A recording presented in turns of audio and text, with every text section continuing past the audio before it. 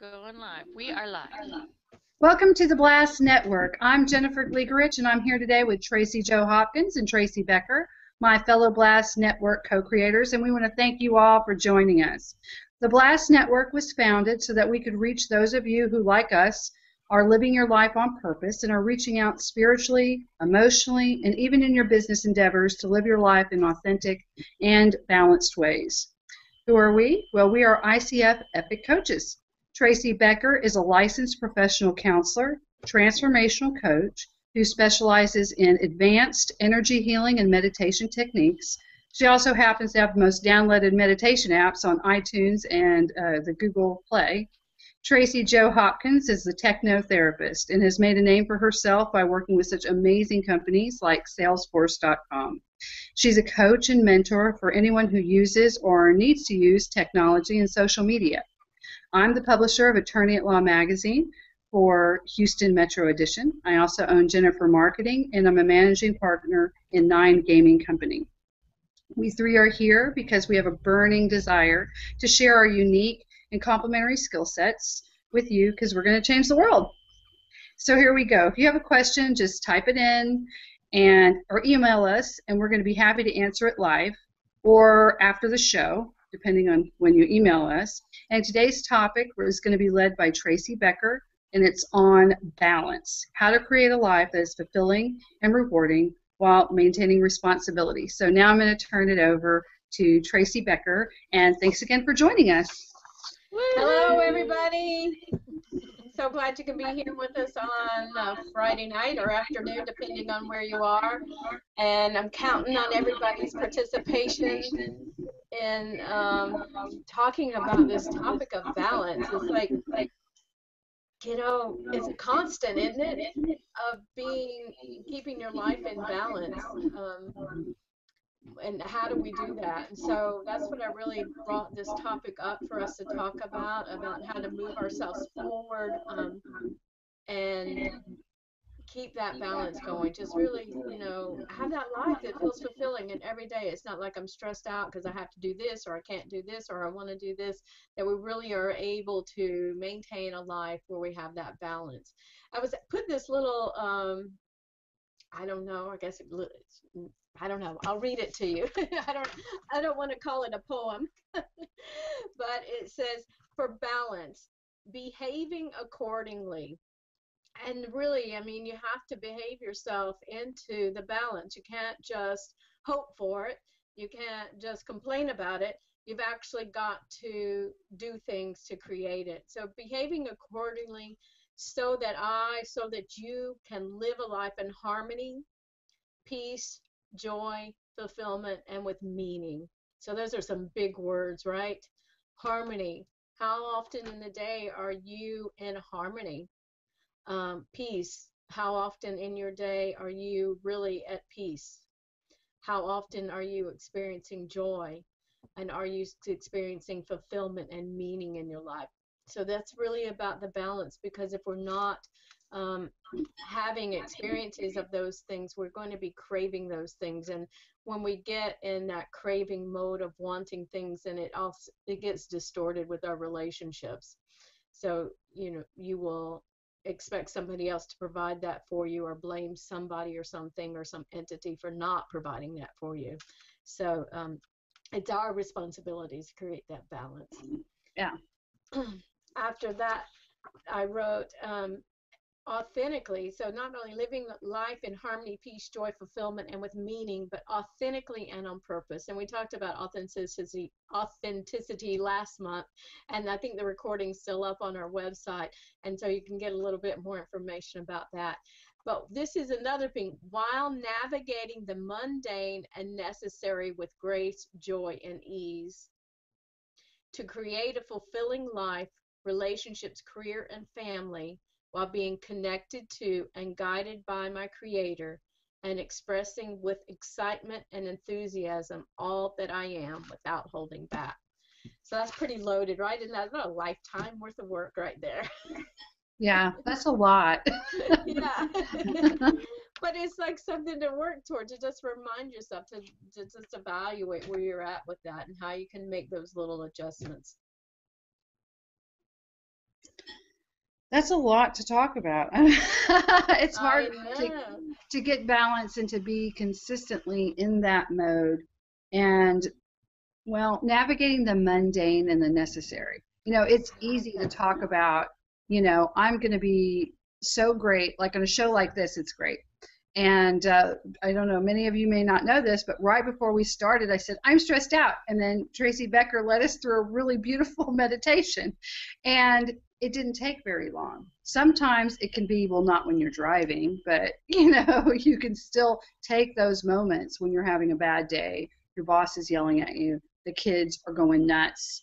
You come home, something's a mess, and you just need to calm down. So I think balance is, I don't know, it's a lot easier said than done, but once you get in the habit of it, it's easier than you think.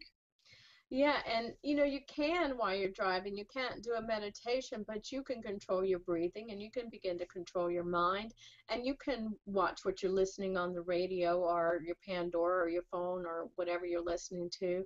I think a lot of people, I'm glad you brought it up because I think with the people that I talk with, they just tell me I don't have time for these practices, for the practices of training my mind and to getting to having that authenticity, to having that self-actualization and self-awareness. And I think they miss a lot of people that feel like they don't have time or commuting a lot. And I just always say, you're missing an opportunity there. What are you feeding yourself when you're in that car? So, but the mundane, I remember I want to say it was Thich Nhat Hanh that I was listening to, and I'm talking 20 years ago or so. And he talks so much about the mindfulness and just when you're just drinking a cup of tea, just sit there and drink the cup of tea. And when you're washing the dishes, just be really present with washing the dishes. And you can do those things with mindfulness and therefore when you're doing them with mindfulness you can experience peace and you can experience joy, you can experience gratitude and appreciation when you do that. But we get in such a hurry world. I was trying to reach a friend of mine. A lot of my friends, I spent 13 years of my life on the West Coast, so I still have a lot of really close friends on the West Coast. And so it's sometimes difficult for us to connect because of the time zone. I was reaching out to a friend of mine last week, and she emailed me back. She goes, I'm just running around crazy right now, getting ready to leave for my trip. And I was just like, oh gosh, I just don't ever want to run around crazy ever again in my whole entire life. And I don't. And I just have to say, I don't.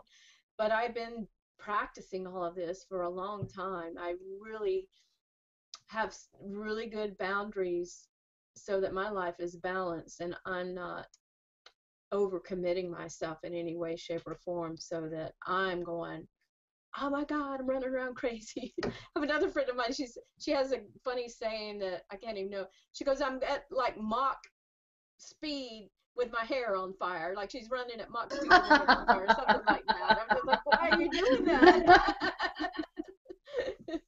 I'm like, stop.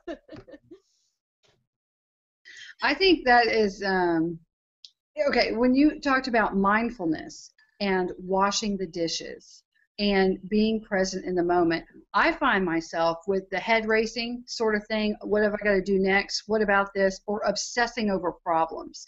This isn't working. I need to pay these bills. I've got to do this. And then I'm literally in the car and I commute, pretty much I have like an hour commute right now to get to appointments and stuff. I find myself 30 minutes out of the commute, 40 minutes out of the commute. I go, how did I even get this far? Right. I have been racing so much, I've lost track of time in the car. And I need to be more mindful because what if somebody cut me off? What if somebody came in front of me? How am I on that? How am I so rushed that I can go onto autopilot driving for 30 minutes? Right.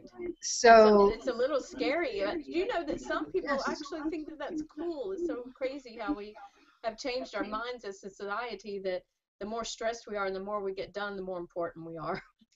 So, but yeah, you're so right. I mean, there's just so many opportunities to just really always be present, and I don't know, here it's such a beautiful time of the year and you're driving, it's just like, oh wow, everything's so really green and all these different colors of green and these beautiful trees blooming. So I don't know, to me it helps if you can find the focus that's right there you know, to be very present with.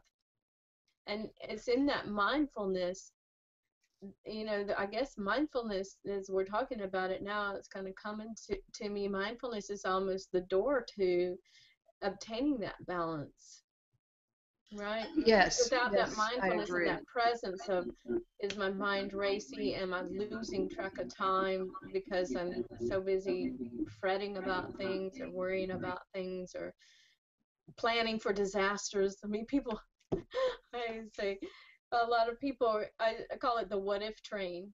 If you're on the what if train, you realize it, you just dive off. Dive off. I don't care if you get hurt. Dive off, because that train is going nowhere very, very fast. So, and a lot of people spend a lot of time on that what if train. And it's just so physically, mentally, emotionally damaging. Well, I know I'm in, currently with my life changes right now, I think this is something that I really need to focus on and like make it really habitual, because I'm at so much highs and lows, because I'm changing professions. I'm, going out there, getting known and getting clients and getting out there, but I also need to keep the balance at home so I can keep myself grounded. So I really find myself learning how to do this, and I need to actually schedule myself and make myself in the morning. I do something I learned at Millionaire Mindset. It's a great thing, and it's like not necessarily meditation, but I do something specific, and I have to do it every day, so that way I can be in the habit of whatever mindset I want to be in. Mm-hmm. And then I have to say the meditation right before our thing launching right now just really really grounded me, and I just really appreciate it. But that gave me some balance. Now I'm like level. I'm ready to hear this, Yeah.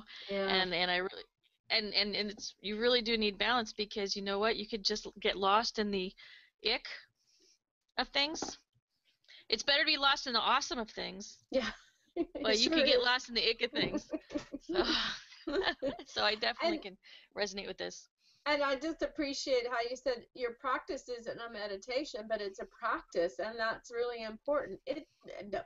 I don't, it doesn't matter if you meditate or not. You know, meditation has a lot of benefits, but it's a practice, and that's your intention and your commitment, and you set that intention and commitment. My husband, he doesn't know any, or nobody taught him the stuff that I teach people. He just like intuitively knew. He was just like this blessing manifested into my life. And he's always done that. He doesn't get out of bed or start his day until he's visualized his whole entire day exactly where he wants it to go. And so he just does it, and he just stays so leveled, and he's really balanced, and he's just incredibly wonderful, stable source. You know what I'm saying? He's just Mm-hmm. a pure source. And so, you know, it doesn't have to be meditation. He didn't meditate Right. until we met, so but it's a practice and a commitment to that authenticity, to that balance, to that self-awareness, and to your intention and commitments to life. Yeah, definitely. And I think even if you don't consciously think, be in the present when you do dishes, I mean, and you're in an automatic, you're already meditating at some level, I think. Mm-hmm. When you're doing mindless work, I think, is what it is. That's why they say sometimes, if you need to, I don't know, recharge or something, just do something mindless. Mm-hmm. If you don't do meditation, because I guess some people would take meditation as the fingers, and I don't even know how to do the whole finger set, but there's a Mm-hmm. reason behind it and connection there. But some people just think of, sitting in a very uncomfortable, you know, cross pressly type leg thing, and that's meditation, when in fact meditation is what makes you come to the present. And if it Right. is cleaning housework, is it sweeping something, or if it's working on like something in the garage or building something that's mindless, you're not thinking about anything. Right. I mean, if you need to start there, but when you start getting to where you notice that you're doing more of that, take the next step though. Because doing the guided meditations that you do, Tracy, that's you have on Omvana, which congratulations, by the way. Thank you. When you do the guided meditations, it takes it to another level where now you have the voice there, and you can actually be really at peace now even more, and you can get deeper and deeper because you just take yourself to another level. And then once you get used to that, let's try something different and go deeper, because the more you do that, the more you grow. I feel the more calmer you are, I think. Yeah, and it sets those neural pathways. That's why it does. The more you do it, the better it works, and that's what happens. It's just like the more you get on the what if train, the easier it is to get on the what if train. But the more you practice the meditation, the easier it is to do the meditation. And your neuro pathways, your neurotransmitters, they're very malleable. There's so much great brain research out there, but they're very malleable, and so you can really change the biology of your brain by changing your behavior. So like just the first phase there, you have to behave accordingly to get the desired effects. I just had a visual when you said about the what if train. I said, isn't that could be just a train wreck? Can you imagine if you keep staying on the what if train, you'll be a train wreck. Yeah, it's true. That's why I say jump off. I don't care if you get scraped and bruised, you'll get over that, right? But right. You will not get over riding that what if train for your whole life. I mean, it's so harmful in so many ways. Great visual. Great visual. Awesome.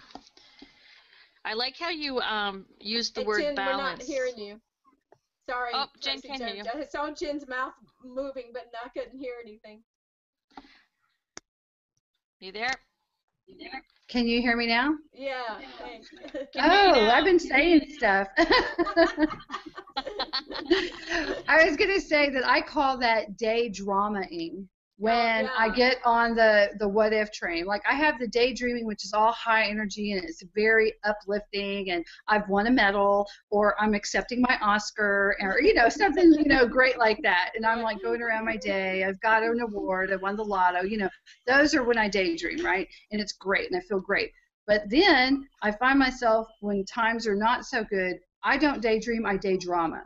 I regurgitate fights where I say everything I was going to say, and then I think of the what-if scenarios of really bad things. What if I don't get this money in? What if this client doesn't pay me? And this is what I'm going to have to do, and blah, blah, blah, blah, blah. And before I know it, I am sick. I am like just, and so I think that balance and what we're talking about, those little steps to stop that, is more important, because now I'm a lot more mindful of when I do that and how much I do that, and that I have to stop that on both ends. I need to, like, wait, I'm putting all this negative energy out into the universe right now. And what am I causing with that? And how do I have to stop that? And Yeah, the imbalances everywhere that happens. There are the mental imbalances, the emotional imbalances, all that gets bound up in your body. So you got the physical imbalances, and then you're like, at the end of the day, why do I feel like crap, right? Exactly. But then I started doing like crafting and, jewelry, with the little beading and stuff like that. And I find that is different than driving and getting lost, because I'm purposely focused on a task. Whereas driving, I can really go into autopilot, which is scary. I hope cops don't follow me. I love you, our peace officers out there. I'm a good driver, I promise. But yeah, and the thing is that's different, and what you just said was kind of a great segue, is something that's not in the handout wherever we posted it, if we did, but I have this, I wrote it down to get everybody who's listening to get a piece of paper and pen and to write down these things, because I call it your self treatment plan. And so I'm going to give you some words and just write down these words. You're going to write down social, emotional, intellectual, spiritual, financial, physical, and environmental. So this is not a spelling test? It's not. Nobody's going to see it. Okay. Just unless you show it to them. But I oftentimes walk people through this because I say in these areas, if you got something going on in all of those areas that's fulfilling, then your life is balanced and you're not sitting in my office or calling me for coaching sessions, right? It's when we get something that's off center in one of those areas, or a lot of times once one falls off, then a bunch of them fall off. So especially the emotional. Um, but what you were saying about the beating, Jennifer, it reminded me the spiritual piece, because I'd like to tell people it isn't about religion, it isn't about meditation, it isn't about how many mantras you did. This is about what lifts your spirit, and that's why it's different from driving than doing the beating or the creating.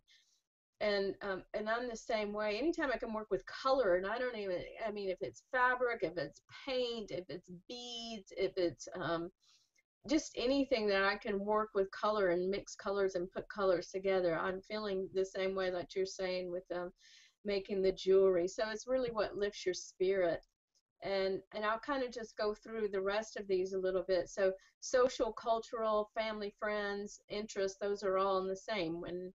Despite when we get depressed or we feel like something's wrong with us or something bad has happened to us, we usually isolate, but we're pack animals, and we just do the best when we're with a pack. And obviously emotional is, what are your coping skills? Do you have good coping skills, or do you have maladaptive coping skills for your emotional state of mind? And so maladaptive would be drinking or drugging or spending excess money or doing any of those addictive kind of things, or using anger or blame, anything that is just not healthy and isn't really working in your relationships. Those are the maladaptive coping skills. And then what are your list of positive coping skills that actually do create healing and generate emotional well-being? Plus, and who do you talk to? Who are your best buds in these areas? And if not, are you reaching out to professionals for that emotional support? Intellectual, this physical piece is in there. What I just said about the neurotransmitters is that our brain is very malleable, and so we can change it. And that's about exercising the brain, using your intellect. And the good thing, we don't watch TV, we don't have it, but I know that there are some good channels out there that stimulate intellectual processing. And but you can take classes, you can learn anything, with the internet now. It's just so amazing. So, and your community colleges, and there's so much things to offer. But really, how am I working my brain? Do you know they even say that juggling, even if you can't juggle, if you're just using 2 balls and you do that 15 minutes a day, it exercises your frontal lobe and some other areas of the brain in a really positive way. So, and that I don't have the research in front of me, but as you grow older, even if you do crossword puzzles one a day, you're exercising your mind, and in your later years, you're more alert and your memory is more intact than people that are not using their brain in that way. Again, we talked about spiritual, and this is what lifts you up. It is singing, fly fishing, roller skating, beading, sewing, anything. And I always ask people, this is the thing that if somebody said you can never do that again, you would just say, I can't not do that. I have to do that. I have to do that. I have to do that, or I won't be me. So those are, it's spiritual in a different context than we usually talk about spirituality. But I think it's really important to identify those things for yourself and for your family members, the things that you're just passionate about, that you want to do it. Of course, financial, we live in that exchange world right now, and it'd be great if we could just change that and live in a more harmonious world as far as give and take. But we live in that exchange world of finances, and so you know, and that's going to involve your career, your occupation, your work, wherever you're generating and bringing in that money so that you have the things and the needs that you want. And so there's got to be that balance. And I think we've all been there at some place in time where we're working a job that really doesn't fulfill us, and we know it's kind of in the meantime kind of thing, and we're really still working and striving for something else. And then physically, of course, you know, you're sleeping, you're eating correctly, you're working out, you know, you're doing all the preventative things to stay healthy, you know, or you know, you have to, if you feel good, you feel good, right? I mean, there's just no two ways around it. If you feel good, you feel good. Yeah. And then environmentally, you know, the biology, and, you know, it goes back to that nature versus nurture, and I believe they're both equally the same. I mean, but, you know, Bruce Lipton was one of the first to really publish information about that, where he took cells, all the same cells, and he multiplied them, and he put each one of them in a different petri dish of environment, and they all grew in accordance to their environment. So they grew into a liver cell, and they grew into skin cells, and they grew into heart cells, they grew into blood cells. They were the same cell, and they grew into whatever environment they were in. That's very powerful. And all we are is cells. We are nothing but a huge conglomerate of cells. So well, that's not just us, it's plants too. I mean, I remember doing an experiment as a kid where I had like 3 different plants. I played classical music for one, and then I played like rock for another, and then I had like country and western for another. And it was like the louder, more aggressive music, the plants did not as thrive, and they had the same light and the same everything else. Mm-hmm. So I learned that as just a kid in a science fair, you know, to do that. And I didn't win. I thought I should have won for that. But we're going to get over that part. But, yeah. But you got a life lesson, right? Because you're still hanging on. You still know this. Yeah, I know that, but I still listen to rock and roll. I still like Led Zeppelin, you know. So. You know, I was watching Jazz Fest, just a little side note. They have a TV where you can see the live Jazz Fest, and they had Robert Plant, and go right now. He's Robert Plant and like the spiritual something or another's, and I just thought it was just great, you know, that I just wanted to tell you that since we're here on their live show. I think as we are evolving more and we're understanding the vibrational effects of, you know, within our body, you know, we've got all the binaural tunes, you know, and frequencies, and the solfeggio frequencies, and people are really understanding more in the forefront than, you know, ever before, that the frequencies of the music and the tones of frequencies of our emotions and our thoughts, the frequencies of our actions, all really impact how we feel and what we can manifest in our lives. Yes, I think so, absolutely. It's not just us. There's like this global movement, and it's not just among light workers. It's among everyone. I was talking to an attorney today, as a matter of fact, and we were speaking about the changes in just marketing. So, and how this attorney was trying to keep balance. That was like the topic. It just came up. A very young attorney. I was in the middle of downtown Houston in this gorgeous, I even posted pictures on my Facebook. They had an entire floor. So, you know, it was just huge, and there are 750 attorneys with this one firm, and not just in one city. And I'm just looking at her, and she in balance, you know. And it was a Friday, and she had on a very casual outfit for an entire floor of one of the most iconic buildings in downtown. And even then, I could tell. This is a very staid firm, is what I'm going to say. Not staid, but, you know, upscale. You expect everyone to be in a suit. Every woman's going to have a bun on her head, you know, and they're all going to look angry, right? That is what I expected, and instead, it's like a bunch of FBI agents. yes, but instead, I see everyone dressed fairly casually. Everyone seemed different. And everyone had different things. One person was going to a charity event. One person was talking about blogging. One person was this. And it was a different world. It's not what you think. So it's not just a shift among us. people who Right. coach and stuff like that. This is a shift in everyone. Absolutely. And everyone is realizing that we need, it is exciting. We need to engage with people in different ways. Yeah. The reason I'm with Attorney at Law is because they're in content marketing, engagement, not in selling someone something. It's how can we let people be authentically them in a way that attracts to them the type of clients that they want. And attorneys are really great with that. So, I like that. But it's not just them. It's everyone. I just want to be me. I'm like hearing that all the time from so many different people. So, yeah. Balance is very, it's part of that because that's really good to hear because there's so many just really bad jokes about attorneys, and so it's just nice to hear that you all have such wonderful positive experience.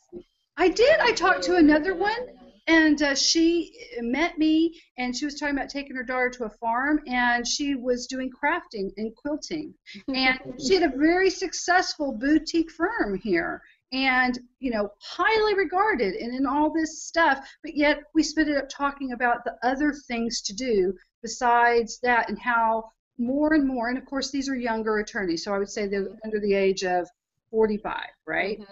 But more and more, as I'm getting out there and speaking to them, this is a global shift. And it's a global shift in every profession, and people are just really reaching out for ways to find balance. And I think that that's incredible, because if you look at Japan, there are other cultures, and they are stressed out to suicide for the lack of balance. Right. And that is a culture that's traditionally been very balanced. They have these very strict things to provide balance, and when it gets out of whack, we get out of whack. Right. So the more that we can get back in balance and appreciate those things, and I love your idea, your mindfulness. When you said that, I just thought that's really it.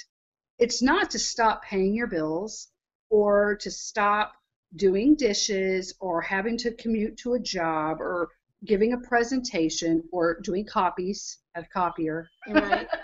Don't stop any of that stuff. Right. It's being mindful when you do it When to you do it. appreciate those experiences. That's so powerful to me. I love I think that. when I learned when I used to work in a cube with how I used to do balance, I create my own and you were talking about brain waves and that kind of thing. I create my own music. I think it's music with the brain waves behind it, with the waves behind it to keep me calm.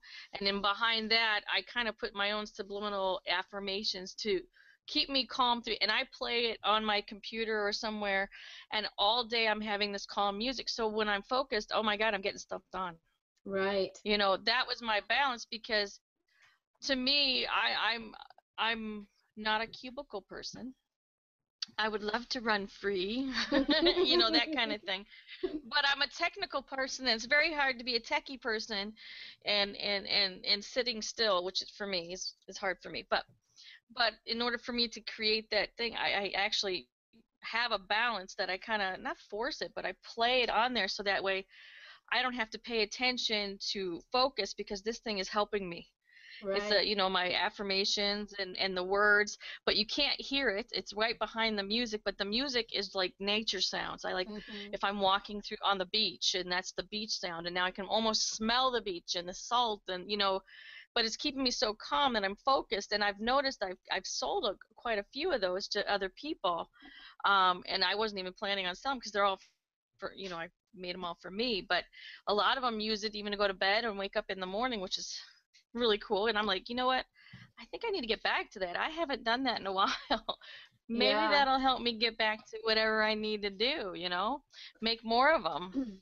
And you made a couple of great really points. And one is that you can take an adverse situation and turn it into a positive always. You can, if you are open, you can make an adjustment so that it's more suitable for you. And even if it's a meantime thing, like for you, being in a cubicle was a meantime thing, it wasn't a lifelong sentence, but you found this way to be creative and to bring in what you need so that you can get through the day in a more positive way.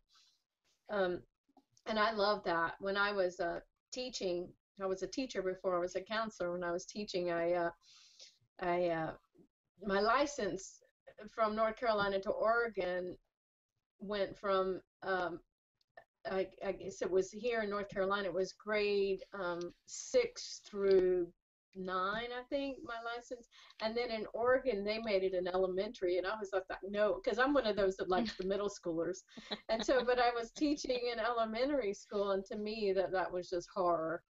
And but I knew that it was me, you know, that these kids were being third graders, and I can't fault them for being third graders. And so I had to make that adjustment, that in the meantime adjustment, so that everybody's happy and I'm not polluting the situation, right? And Right. polluting my mind. And then the other I want thing that I was noticed about what you just said, Tracy Joe, is mainly about that realignment. You know, we do get out of practice. There have been times where in over the 25 years where I've stepped away from meditation for months at a time, and then you just one day you're like, what the heck am I doing? I'm not feeling really, you know, like myself. I'm not moving forward like I want to be, and it's just that adjustment. And more than anything these days, I really want people to just see that as a slight adjustment. I use the metaphor. If you're driving down the road and something gets your attention and you're like looking around and you look back up and you notice you drifted over in the other lane, all you do is move the steering wheel and get back into the correct lane, right? I mean, if right. it could just be that simple, that we don't have to beat ourselves up, you know, why didn't I get back to meditation? Why didn't I use my focus music? Why didn't I Why did I start eating brownies again? You know, whatever it is, you know, it's just an adjustment. Once you realize that it's just a little adjustment, it's not a huge thing, but we make it a huge thing in our mind. Mhm. Yeah, we do. I'm going to show y'all a picture. I'm going to overlay it and see if this works. But this reminds me of Tracy said about getting into she could feel herself in the beach. Y'all Oh, see that? That oh, guy I put a like that. sandbox Oh underneath yeah, his desk. I'd seen that before. That's awesome, isn't it? Yes, and you can buy it on Wayfair. Now, of course, I'm a parent of a 7-year-old, so I'm thinking that is And you have a cat. I was gonna and I say have a cat. cat. Oh God, yes. So not practical at all, spooky, Right. but you know, God knows what would happen with that. But I thought that was very interesting because Oh he yeah, obviously needed to have that. So yeah. I mean, it just shows, right? You can do anything. You know, you just have to be creative and ask yourself, what am I gonna do?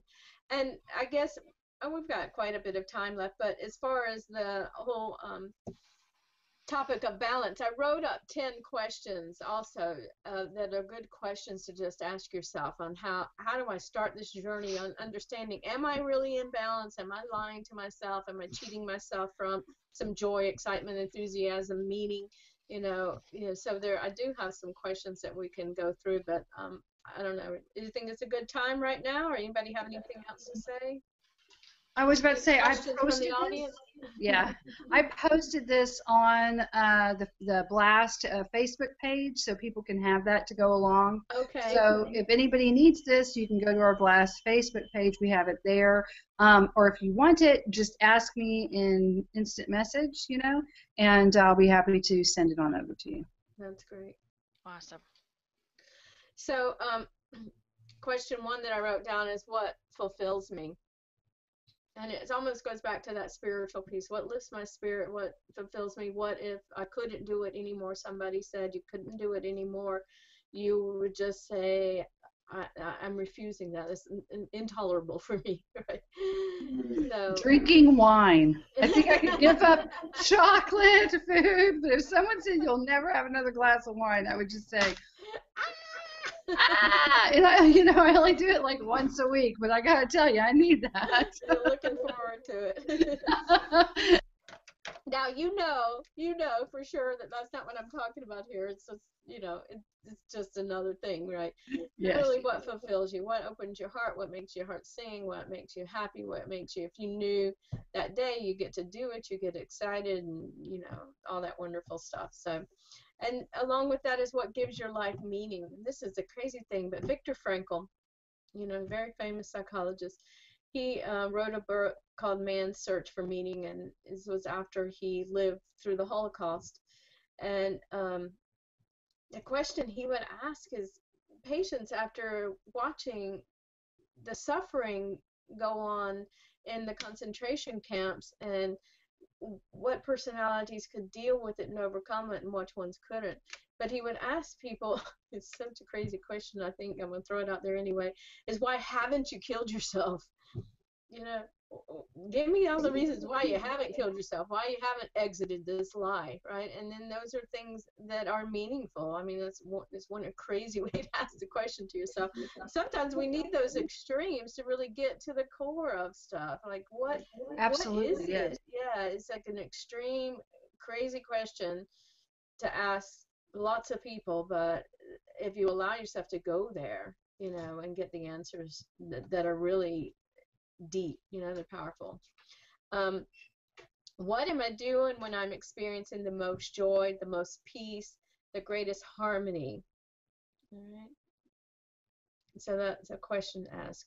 When, if you think back, you're happy, like you lose track of time, you forget that you're hungry, you're just involved, and you're right there in the present moment, and you're peaceful and joyful, you know, what are you doing? You know, what are those things that lift that up? And just, you know, sometimes if you go and make a list of that, you might look and say, but all those things are different. You know, there might even be a list of 3 to 5 things that are different activities or different instances, but there's a common ground there, and you just got to, again, look a little bit deeper, pull the layers back. There's a common ground there.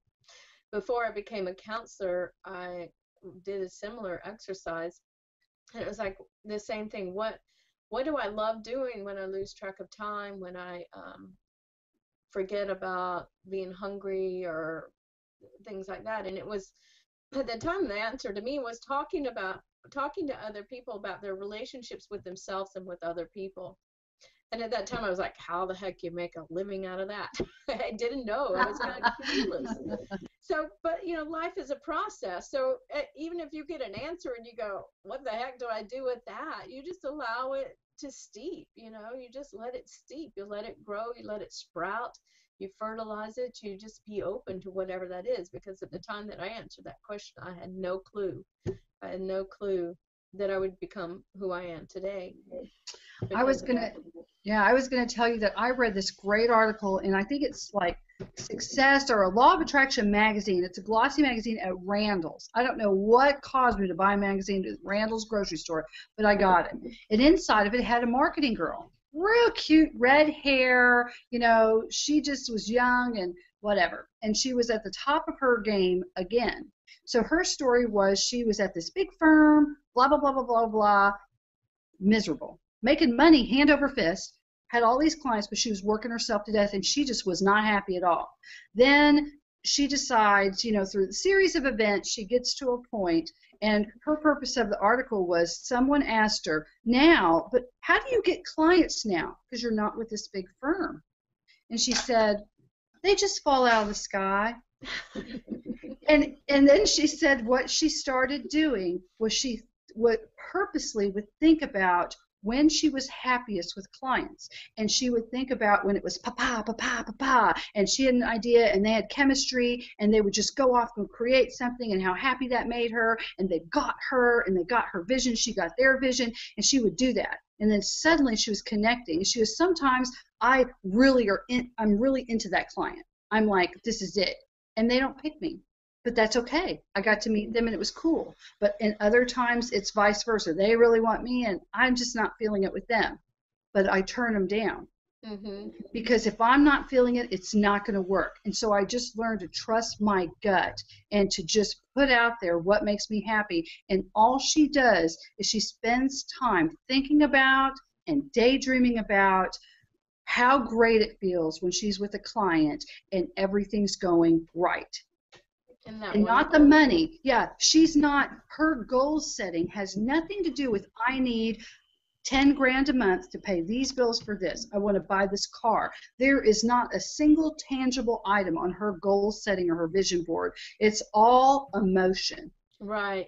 So her goals, yes, and so she's making money hand over fist. So that is so perfect. Put that article up on our website or on. I've got to find that article. Yeah, I think it's really good. It really, brings home a lot of things, and you know, and a lot of that is, you know, I live here in the Bible Belt, and so a lot of my clients were from various religious backgrounds, but a lot of them have very, I guess, strict religious beliefs.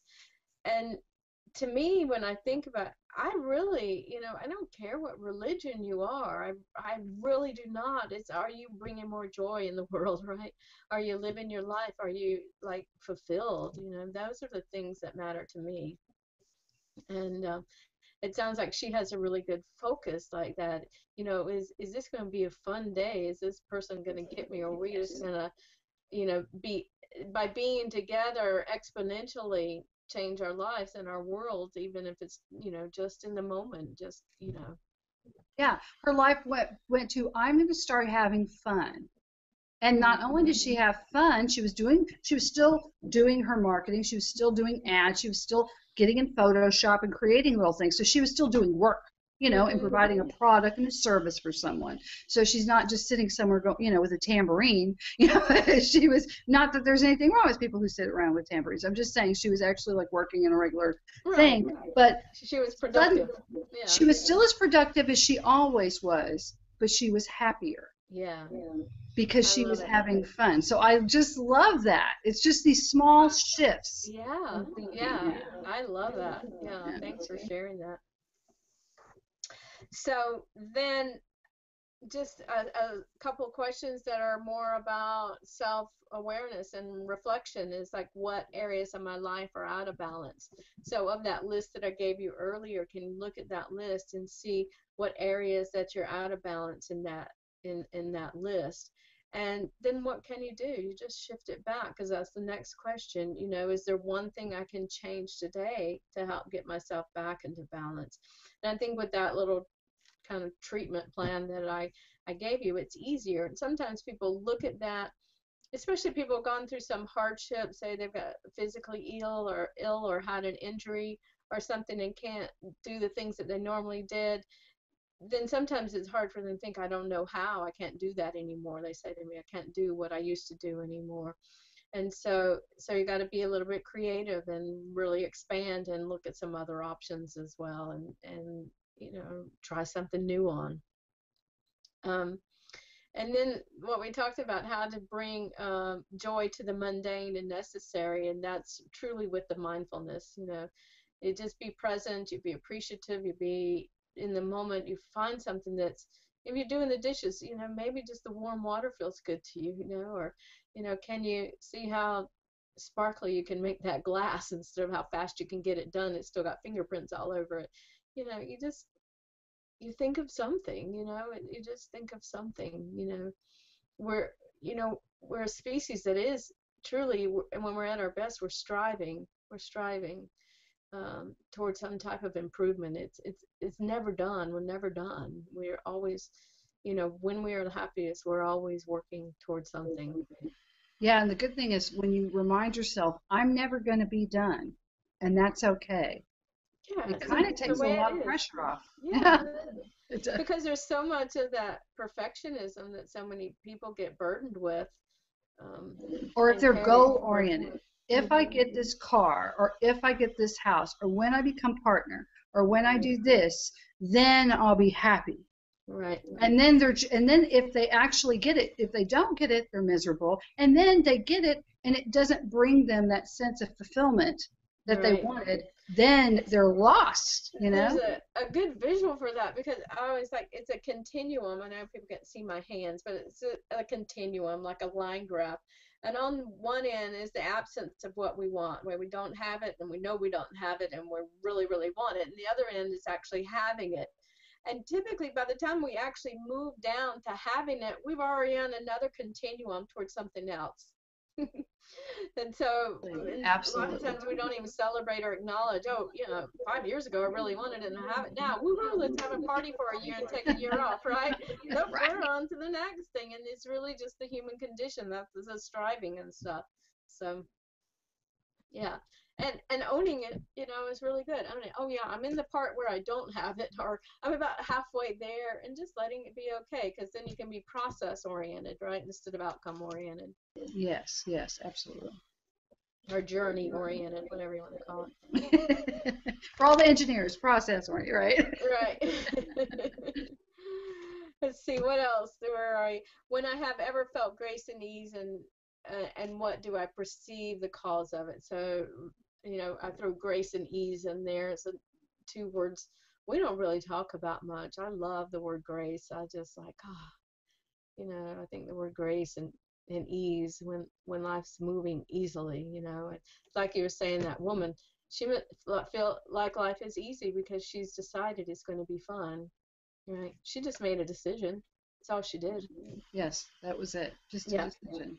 Yeah. And but it's hard, it's I can see why people struggle with that, and I can see why. And I think that's what's great about, well, us, is because the more reaffirming we can be that it is just a decision.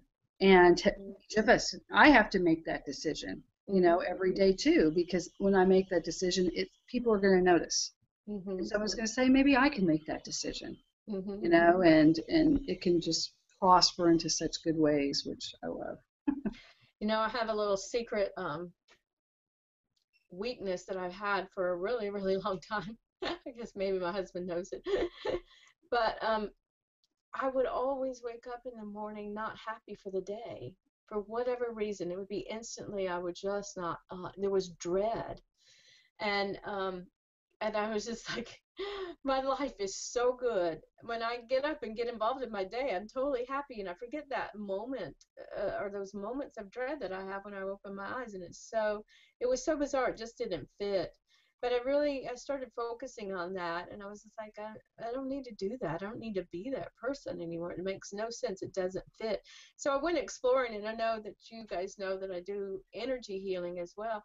I really went exploring for that dread and was able to release it, and it's been such a wonderful thing. So, and it shifted so easily, and the wake up time is now, oh, I'm so excited. What great things are going to happen today? It went from just dread to like, oh, great. Only great things are happening today. That's the way it goes. It's right? so amazing. Yeah. So, but it was for a long, long time, many, many decades that I did that. See, I like that, because I like it when you say it was many decades, because you've been enlightened for a long time. But then again, it's a process, so everybody has their stuff, and we all have our stuff to go through, because it's hard, I think, sometimes, even with me. I'm listening to someone and go, man, they've probably always had it all together. I can't even relate to you on any single level, whatsoever, because they were a beauty queen by the time they were 15, then they won the lotto, and then they went around the world, and you're like, I can't relate. But, it's everybody's got their stuff. Yeah, everybody does have their stuff, and, you will always, it's just sometimes it goes from very in your face to just very subtle. And to me, that wasn't impactful in my life too much, because it was just moments, it didn't ever last but a couple minutes, because once I get up, I was just happy and everything changed. But then I was just like, I don't even still need to have those moments that are unpleasant, So That's it's great. just kind of about the importance. It wasn't as important to me to shift, until recently. But it will always be there. Tomorrow I'll find something else to shift. One of the other things that, before we wrap up, because we're getting toward the end here, is just about your creativity. And the creativity is when you're tapping into your source and you're really going, and like I know, Tracy Joe, I think you do all kinds of creative things, and Jennifer, you do too. And I know that if people are feeding that creativity, a lot of people feel like they're not creative, but everybody's got something that they love to do. And it doesn't even mean you're good at it. It doesn't mean you're good at it all. It just means that when you're doing it, you're having fun. It has nothing to do other than how you feel when you're doing it. And the intention around it. You know, I'm doing it to feel good. I often, when I'm doing my creative stuff, I'm feeling the happiest because I'm doing it for somebody else. Like somebody else wants one of my paintings, or I'm wanting to make something for somebody else for a certain occasion or something like that. So, It's awesome.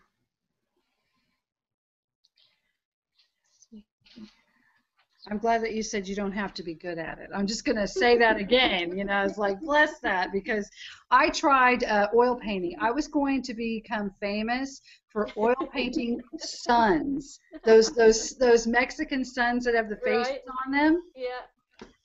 It didn't even look like it belonged in the solar system whatsoever. I don't even know what it was. It was like, and I just kept on trying, but I enjoyed it. I didn't enjoy the end result, but at the beginning, I just knew it never looked like what I wanted it to look like.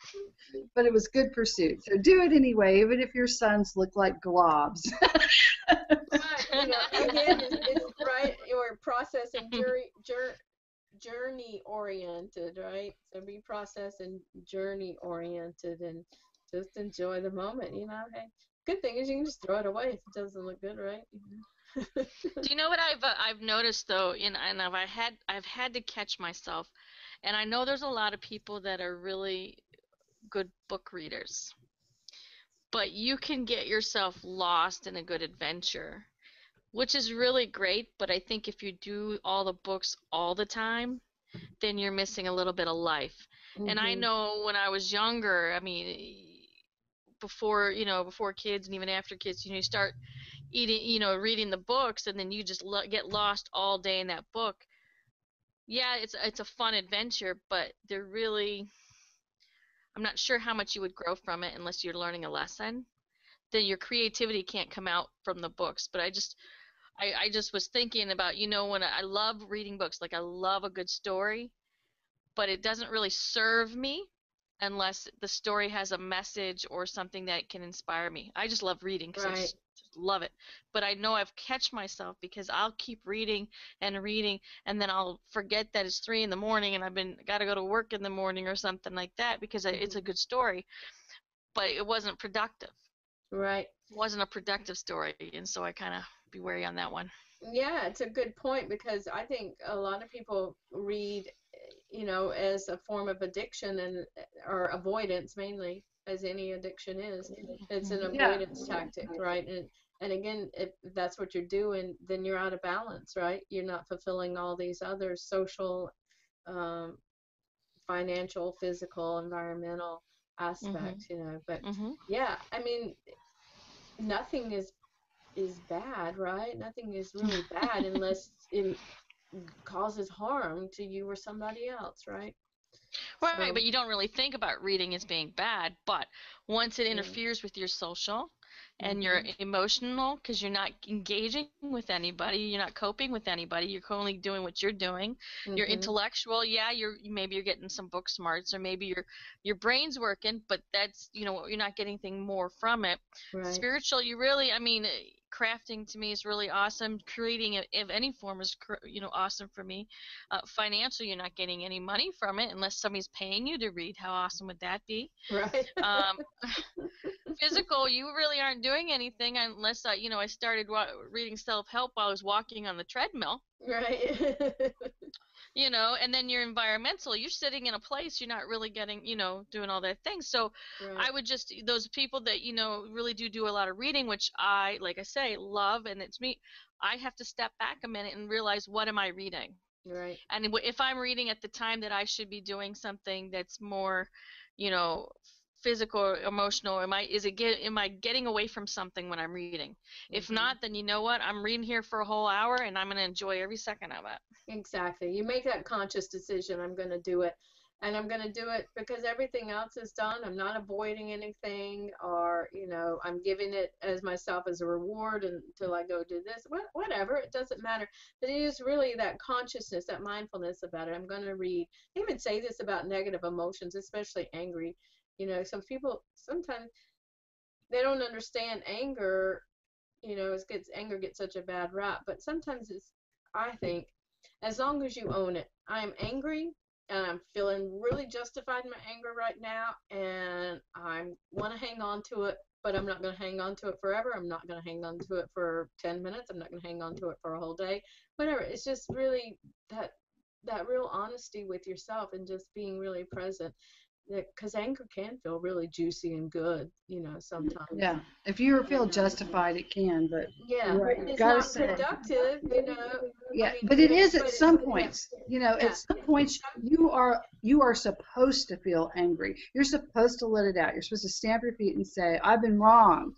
I've been hurt. I'm mad." But then you have to get over it. And I think what gets people is the whole, "Oh, don't be angry. We're taught as little children. Don't do that. Don't stomp your feet. Don't do that. Blah blah blah." Squelch these emotions, and we grow. I mean, now you can't show any emotion, and that's not healthy either. I mean, I think you should have your angry time, and then you get over it. If you can't let it out, it's gonna give you, I don't know. But it's that responsibility for it, Yeah. and ownership of it, and that commitment to work through it and to not cause any more harm because of it. So, all right, ladies. Anything else I need to say or want to say? Anything else you guys need to say or want to say? No, I was looking at, how do you experience connection to your creator? And can I do this all with excitement and enthusiasm? And I think that really speaks to what Tracy Joe was saying about the books. It doesn't matter what you're doing. Balance means that you make time for these other things and you stop it when you realize and you're conscious that you don't have a connection to the creator, and you're conscious you're not exciting or enthusiastic. Because video game playing, I mean, getting a mobile app, how many people are on Candy Crush? Way too much. If it's on my Facebook, and so how many people are on the Facebook? Way too much. Everybody's playing that game, and so it can be anything. And when you've hit your limit. When things are going south, because you can only escape, because they're all escapes, for so long before you feel something inside you say, shouldn't you be doing something else? Or the kids are over there, or, go over there and play. The car needs to have a tag going on there. The the mail needs to be picked up. You make a wonderful point that I want to make sure we close with, is the balance for our children. And I think they are so far from having balanced life these days. They just are. And we have to remember that kids can't self-regulate. That's why they need parents. And they can't decide to turn off their video game or to turn their phone off. They can't decide that for themselves.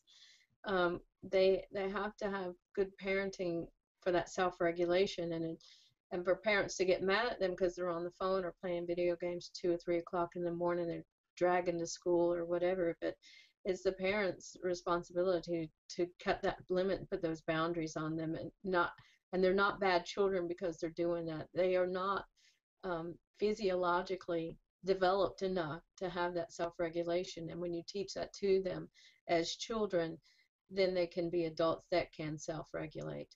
I mean, that's where consistency and habits come into play too. When you're consistent with, bedtime is this time, or we're only playing video games or for this time, play all you want, I know you enjoy it, but this time it's cut off. But the more you do it and get consistent with it, it becomes habit, and then there's no judgment or no anger within that, after, down the way, where they won't fight you on it more because they're going to get used to that. And then when they get older, like you said, they will have those good habits. This is time for me to do this, but I still need to go and do this other stuff that's important as well. Yeah, but another thing, it's like having a dog. I'm thinking of Cesar Chavez, the dog whisperer. It's never the bad dog. It's the owners. Yeah. It's the owner's attitude. The owners have to self-regulate. I find myself doing that. I'm sitting there playing Bubble Blast, which is my new fave, and he's over there playing, and I realize that, hey, you're only supposed to be on there an hour. This actually happened. And you're only supposed to be on there an hour. And he goes, Mommy, you've been on longer than me. And I went, oh, God, yeah, okay, that's bad. I'm busted, You're right. We're going to go do something else now because that was ridiculous. So, parents have to know how to regulate themselves first. Yeah, and so that brings the balance into the home, and teaching and modeling the balance. Absolutely. Definitely. Well, Tracy Joe. I'm on. Hello, and we wanted to say thank you everybody for attending or watching our video. We want to say thank you from the Blast Network and these wonderful, wonderful women. One was Tracy Becker. Wonderful, great, great topic. Thank you very much. She is a transformational coach. She is also at www.tracybecker.com, and you're going to spell Tracy Tracy. Becker, BECKER.com. And if you want to get a hold of all of us, it's at info@theblastnetwork.com. But if you want to talk to Tracy and something about her transformational coaching, or maybe something about Ombana, OMBANA, where she's already had over 5,500 downloads in less than a year. She is the tops of the tops, and we'll be releasing 2 to 3 meditations in the next week or so, which you should go to ombana.com and grab yourself a copy. Hint, hint, hint. Yes, But if you need to get a hold of her about transformational coaches, just go to her website, tracybecker.com, and you can email her there as well as tracy@theblastnetwork.com. I got to remember theblastnetwork.com. There you go. And then there's Jennifer. Woo! She is a muse, a coach, and a publisher. How awesome is that? She's awesome. And what she doesn't say is that she actually is in a book called 100 Great Ways to Compete in Today's Job Market, which if you would like a copy of it, you should email her at jennifer@theblastnetwork.com and see if she has any copies available. I do. I have a couple copies left. I'll be happy to send one to you. Maybe she can sign one or two. Okay, and then I'm Tracy Joe Hopkins. I'm Tracy Joe at theblastnetwork.com. I'm a technotherapist. I love that term. Pretty much I make it easier for people to get on the somehow technology, make it easier for you to work, whether it's in your business or play, that kind of thing. So if you want any questions or have any questions, you need to contact me. I'm at tracyjoe@theblastnetwork.com, or you can find me at techno-therapist.com. And I wanted to do a couple shout outs, and I'm going to let Jennifer shout out for NIN. Would you like to shout out for a NIN Gaming Company? Yes, Nine Gaming Company. I want to congratulate them. I happen to be a partner, but I didn't have anything to do with this. I want to congratulate Pharaoh Abuseda. We call him Rocky, and Trey. Forget Trey's last name. He's our lead beta tester. They went to Microsoft Houston, and they went to the Unity conference. They had a huge contest, and they won the top app developed for the day. So 6 hours, total pressure, and they brought it. And they won. They got thousands of dollars worth of stuff from Microsoft, and that's pretty good for our gamers for Galveston, because we're working out of libraries and people's garages like all good tech people do, and so that's awesome. So I have to shout out to them. You guys are just rocking. I'm so excited to be part of the team and everything else. And they are also someone that's sponsoring this show as well, so you can go to, I believe, ningamecompany.com, or is there a...